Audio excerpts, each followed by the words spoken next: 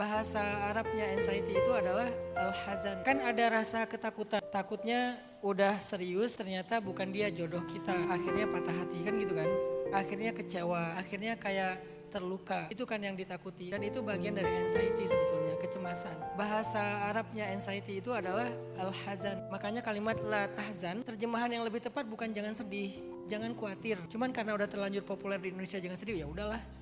Tapi sebetulnya kalimat yang terjemahan yang lebih tepatnya bukan jangan sedih, jangan khawatir. Karena konteksnya di situ kan Abu Bakar mengkhawatirkan keselamatan Nabi. Kemudian Nabi bilang, ya Abu Bakar, ma zannuka bisnain, Allahu salisuhuma, la tahzan, innallaha ma'ana. Ya Abu Bakar, kenapa kamu khawatir? Kamu pikir kita cuma berdua? Allah yang ketiga. Jangan khawatir Abu Bakar, Allah bersama kita. Sampai di Indonesia, jangan sedih. Padahal hazan itu artinya jangan khawatir, anxiety. Kalau sedih, bahasa Arabnya ham, jamaknya humum. Dan sedih dan khawatir ini digabung dalam sebuah hadis doanya Rasulullah. Allahumma inni a'udzubika minal hammi wal hazan. Dari trauma dan anxiety. Karena ham itu salah satu bentuknya trauma tentang masa lalu. Sedangkan kecemasan tentang masa depan adalah hazan. Mungkin khawatir gitu, khawatir salah pilih, nanti ternyata pas sudah ngejalani kehidupan rumah tangga dia nggak seperti yang kita harapkan, nanti dia akan melukai kita dan seterusnya. Potensi itu selalu terjadi teman-teman, bahkan kepada orang yang kita udah yakin banget sekalipun, karena manusia bisa berubah ya. Semua orang bisa berubah dan kadang-kadang orang yang berubah ini orang yang gak pernah kita bayangkan. Bisa jadi dia seorang hafiz Quran, bisa jadi dia seorang yang solehah banget, bisa jadi dia ahli masjid, bisa jadi dia orang yang well educated. Tapi semua orang bisa berubah, jadi sama aja, resikonya tuh sama. Dengan orang yang kita yakin banget atau dengan orang yang kita juga belum terlalu yakin, sama resikonya.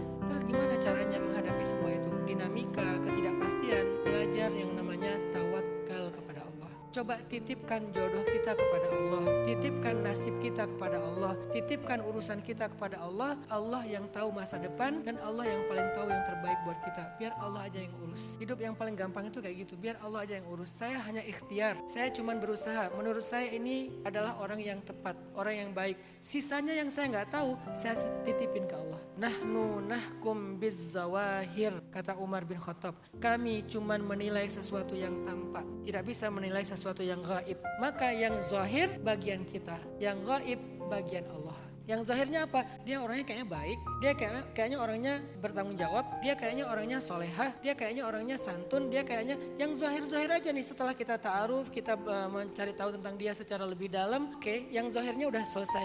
Tapi kan semua orang bisa berubah, tapi kan ini bisa aja topeng, tapi kan sisanya yang gaib, yang kita nggak bisa menilai, serahkan kepada Allah. Kalau kita udah serahkan kepada Allah, Nabi bilang, itu kalau udah dititipin sesuatu pasti dijaga. Dijaga di sini artinya bukan berarti kita nggak mungkin dikecewakan.